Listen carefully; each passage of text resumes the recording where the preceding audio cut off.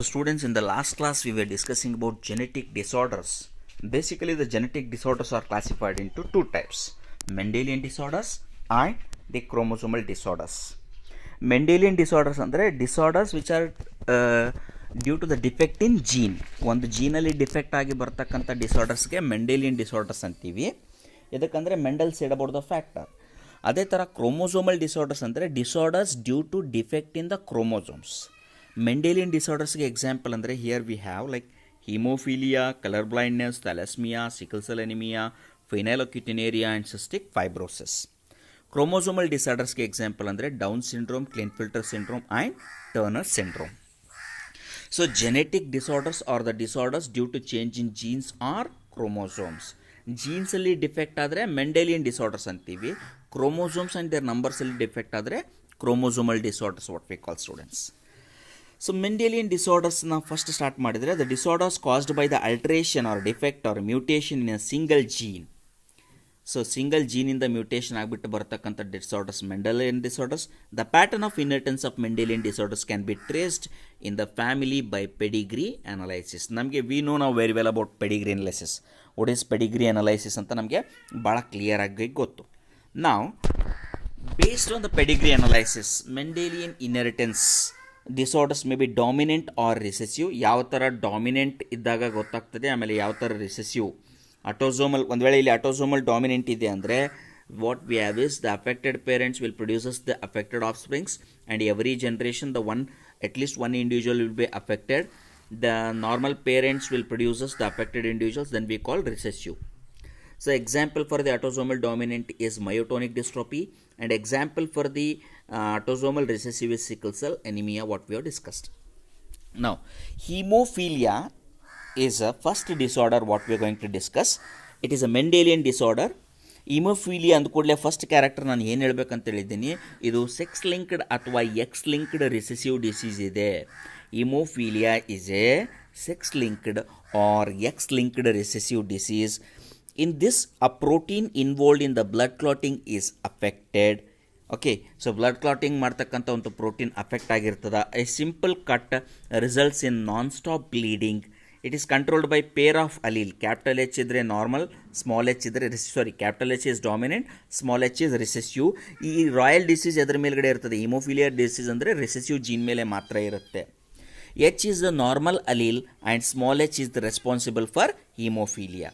ಒಂದು ವೇಳೆ genotype capital H ಇತ್ತು ಎಕ್ಸ್ ಕ್ರೋಮೋಸೋಮ್ ಮೇಲ್ ಅಂದರೆ ನಾರ್ಮಲ್ ಫಿಮೇಲ್ ಇರ್ತದೆ. ಕ್ಯಾಪಿಟಲ್ ಎಚ್ ಸ್ಮಾಲ್ ಎಚ್ ಇದ್ದರೂ ಕೂಡ ನಾರ್ಮಲ್ ಫಿಮೇಲ್ ಬಟ್ ಕ್ಯಾರಿಯರ್ ಇರ್ತದೆ. ಸ್ಮಾಲ್ ಎಚ್ ಇದ್ದರೆ female will be haemophilic. Capital H ಮತ್ತು ವಾಯ್ ಇತ್ತಂದರೆ normal male. Small H and Y ಇತ್ತಂದರೆ haemophilic male student. The male will be haemophilic. ಇದು X linked recessive ಆಗಿರೋದ್ರಿಂದ ಮೇಲ್ಸಲ್ಲಿ ಭಾಳ ಎಫೆಕ್ಟ್ ಆಗ್ತದೆ.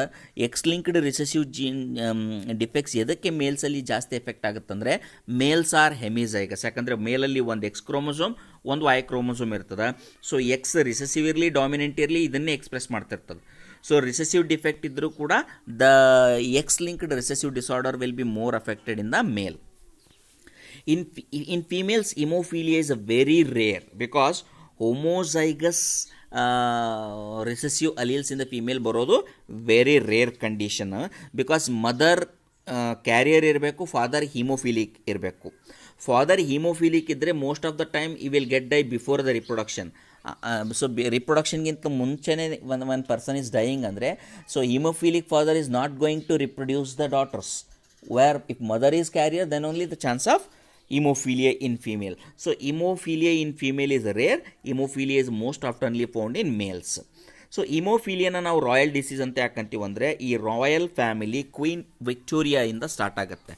Queen Victoria was a carrier. She transferred that haemophilic gene to Alice, Leopold and Beatrice. So ಈ ಮೂರು ಜನಕ್ಕೆ transfer ಮಾಡಿದಾಗ ಒಂದು ಮೇಲ್ ವಾಸ್ ಅಫೆಕ್ಟೆಡ್. ಈ affected male were transferred actually to the alleles. ಡಾಟರ್ಗೆ ಕ್ಯಾರಿಯರ್ ಆಗಿ ಟ್ರಾನ್ಸ್ಫರ್ ಮಾಡ್ತಾನೆ. So if you see here one ಸಿಂಗಲ್ನು ನಿಮಗೆ ಫೀಮೇಲ್ ಅಫೆಕ್ಟೆಡ್ ಸಿಗೋದಿಲ್ಲ. ಆಫ್ ಡಾರ್ಕ್ ಇರೋದು ಎಲ್ಲ ಕ್ಯಾರಿಯರ್ ಫಿಮೇಲ್ಸ್. ಎಲ್ಲ ಮೇಲ್ಸ್ ಮಾತ್ರ ಅಫೆಕ್ಟ್ ಆಗಿದ್ದಾವೆ. Only males will be affected. So hemophilia is a X-linked recessive disorder where it is going to affect more in males than females. So haemophilia inheritance pattern ಅಂದಾಗ ಹೆಂಗೆ ನೋಡ್ರಿ students, ಇವಾಗ you have to check. ಒಂದು ವೇಳೆ carrier mother marries a normal ಮ್ಯಾನ್ಗೆ marry ಆದಂದರೆ there the chance of formation of how much percentage of chance of formation of the affected daughters 0, affected son the 100% there is a chance, and at least 50% of the son will be affected. ಈ genetic ಪ್ರಾಬ್ಲಮ್ಸ್ನ ನಾನು videos ಮಾಡಿಬಿಟ್ಟು again I will send, but at least you try to get it. This hemophilia is a X-linked disorder. X chromosome ಮೇಲ್ಗಡೆ blood clotting ಫ್ಯಾಕ್ಟರ್ನ produce ಮಾಡ್ತಕ್ಕಂಥ gene ಏನಾಗಿರುತ್ತೆ defective ಆಗಿರ್ತದೆ. So that's the reason why we going to see the clotting capacity of this person will be reduce and person get die. ಒಂದು ಸರ್ತಿ ಕಟ್ಟಾದರೆ he will bleeds until he get dies. So ಹಿಮೋಪೀಲಿಯಾದಲ್ಲಿ again the different types are there, that I will explain again in the video only students. Second one ಅಂದರೆ colour blindness. So this color blindness is also sex-linked recessive disorder due to defect in either red or green cone of the eye. You know, cones are responsible for the colored vision and rods are responsible for the twilight vision ಅಂತ ಹೇಳ್ತೀವಿ. So ಕೋನ್ಸಲ್ಲಿ defect ಇದ್ದಾಗ, red ಅಥವಾ green ಕೋನಲ್ಲಿ defect ಇದ್ದಾಗ, the person will be unable to differentiate between the red and green colour. ಈ red ಮತ್ತು green colour ಒಳಗೆ 74 ಯಾರಿಗೆ ಗೊತ್ತಾಗಲ್ಲ, they are colour blind. Okay, so between the red and green color they cannot differentiate. It is due to mutation in the genes in X chromosome. X chromosome ಮತ್ತು ಇದೂ ಕೂಡ ರಿಸೆಸಿವೇ ಅದ students, ಇದು ಕೂಡ ರಿಸೆಸಿವೇ ಇದೆ. So same inheritance pattern of the colour blindness ಮತ್ತು haemophilia ಎರಡು ಸೇಮ್ ಇನ್ಹೆರಿಟ್ ಆಗ್ತವೆ, ಬಟ್ ಜೀನ್ಸ್ ಡಿಫ್ರೆಂಟ್ ಅದಾವ, ಮ್ಯೂಟೇಷನ್ಸ್ ಡಿಫ್ರೆಂಟ್ ಅದಾವ, ಎಫೆಕ್ಟ್. ಈಗ ಹಿಮೋಫಿಲಿಯಾದಲ್ಲಿ ಬ್ಲಡ್ ಕ್ಲಾಟಿಂಗ್ ಫ್ಯಾಕ್ಟರ್ ಪ್ರೊಡ್ಯೂಸ್ ಆಗೋದಿಲ್ಲ, ಕಲರ್ ಬ್ಲೈಂಡ್ನೆಸ್ಸಲ್ಲಿ ರೆಡ್ ಆ್ಯಂಡ್ ಗ್ರೀನ್ ಕೋನ್ಸ್ ಏನದವ they will be affected. So illu kuda if you see it is going to occur in 8% of the males in the world and only 0.4% of the females. This is due to the genes are X-linked ಮತ್ತು recessive ಇರೋದ್ರಿಂದ. X-linked will not affect more female. ಎದಕ್ಕಂದರೆ ಫಿಮೇಲಲ್ಲಿ 2 X chromosome ಇರ್ತವೆ, ಒಂದು defect ಇದ್ದರೆ ಇನ್ನೊಂದು X chromosome will perform the normal function. So that is what we ಕಾಲ್. ಇಲ್ಲಿ normal colour vision ಯಾವ ಥರ ಕಾಣಿಸ್ತದೆ ನೋಡ್ರಿ. ನಾರ್ಮಲ್ ವಿಷನ್ ಈ ಥರ ಕಂಡ್ರೆ ಕಲರ್ ವಿಷನ್ ಇರ್ತಕ್ಕಂಥ person will appear like this only. ಇದೇ ಥರನೇ ಕಾಣಿಸ್ತದೆ ಕಲರ್ ವಿಷನ್ ಇದ್ದಾನೆ, because you cannot differentiate the green and red, all will appear this almost like yellow colour only. So color blindness is similar, very exactly similar in case of inheritance. ಯಾವ ಥರ ಪೇರೆಂಟ್ಸಿಂದ ಆಫ್ಸ್ಪ್ರಿಂಗಿಗೆ transfer ಆಗೋದು, inheritance pattern exactly similar to hemophilia only students. So colour blindness ನೋಡ್ರಿ same, ಇಲ್ಲೂ ಕೂಡ haemophilia ಅಂತಲೂ ಇಟ್ಕೊಳ್ರಿ ನೀವು. ಇಮೋಫಿಲಿಯಾ ತೊಗೊಂಡ್ರು ಕಲರ್ ಬ್ಲೈಂಡ್ನೆಸ್ ತೊಗೊಂಡ್ರು ಎರಡೂ ಸೇಮ್ ಆಗ್ತದೆ.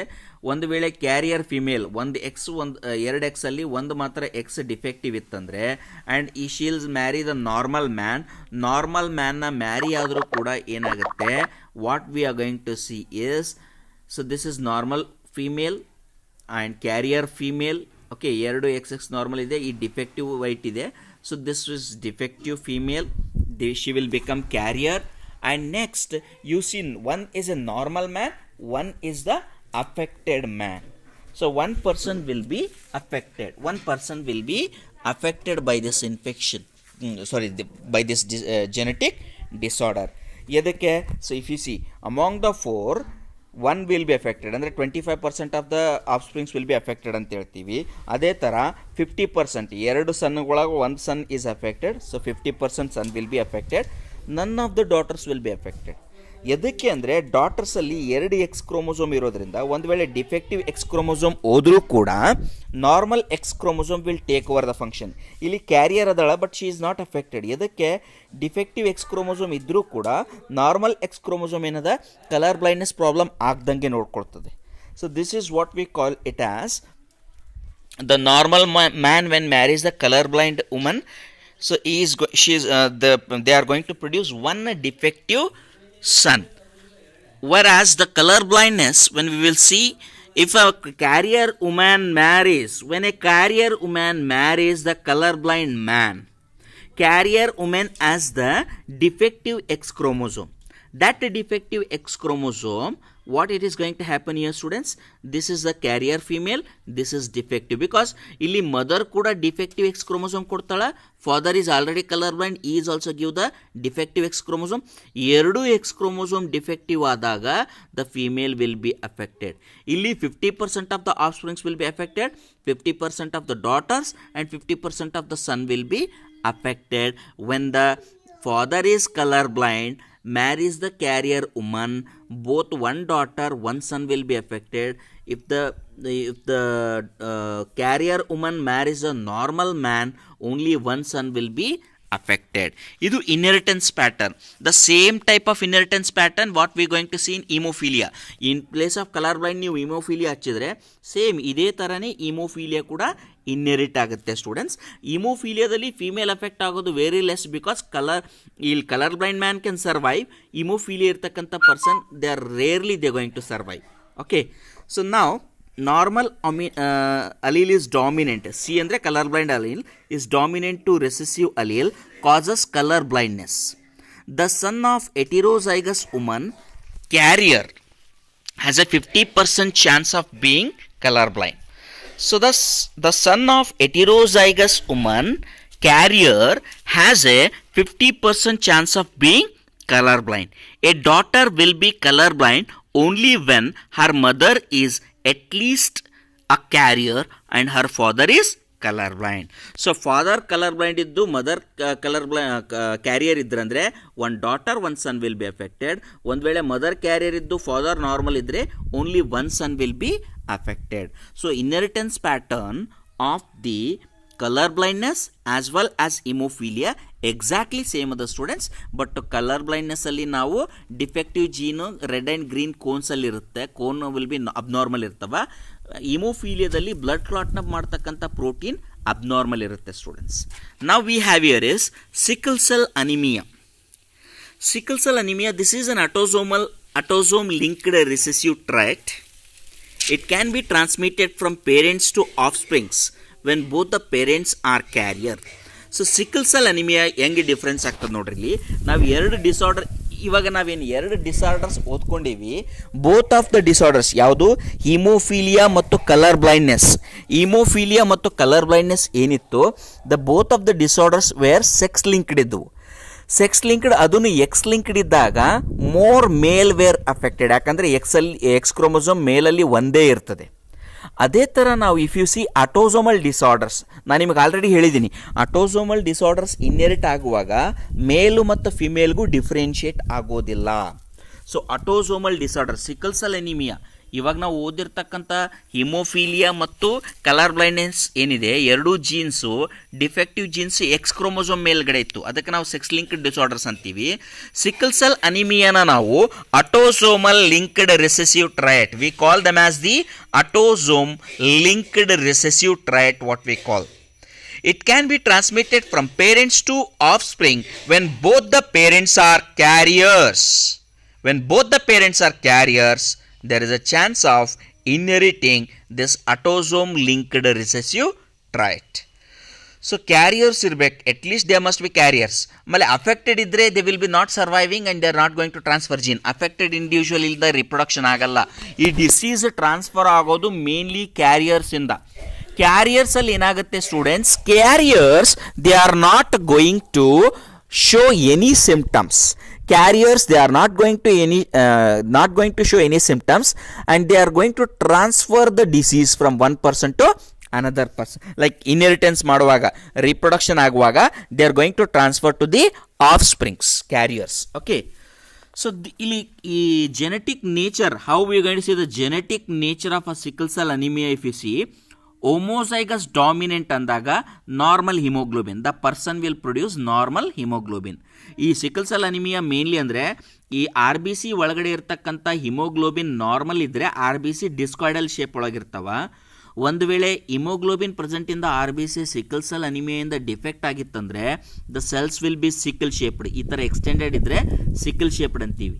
ಸೊ ಆರ್ ಬಿ ಸಿ ಒಳಗಡೆ ಹಿಮೋಗ್ಲೋಬಿನ್ ನಾರ್ಮಲ್ ಇದ್ದರೆ ನಾರ್ಮಲ್ ಟ್ರಾನ್ಸ್ಪೋರ್ಟೇಷನ್ ಆಫ್ ಆಕ್ಸಿಜನ್ ಆಗ್ತದೆ. ಒಂದು ವೇಳೆ ಹಿಮೋಗ್ಲೋಬಿನ್ ಡಿಫೆಕ್ಟಿವ್ ಇದ್ದಾಗ ಆಕ್ಸಿಜನ್ ಟ್ರಾನ್ಸ್ಪೋರ್ಟೇಷನ್ ನಾರ್ಮಲ್ ಆಗಿ ಆಗೋದಿಲ್ಲ ಸ್ಟೂಡೆಂಟ್ಸ್.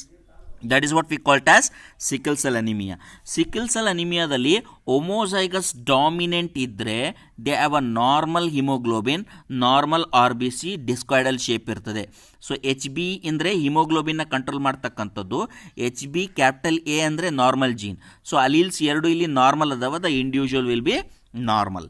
ಹೆಟಿರೋಸೈಗಸ್ ಇದ್ದಾಗ ಒಂದು HBA ಅದ, ಇನ್ನೊಂದು HBS ಅದ. ಸೊ ಹೆಟಿರೋಸೈಗಸ್ ಕಂಡೀಷನ್ ಒಳಗೆ dominant character it is going to express. So normal ಇರುತ್ತೆ. Sickle cell trait carrier, this is carrier, sickle ಸೆಲ್ಗೆ ಕ್ಯಾರಿಯರ್.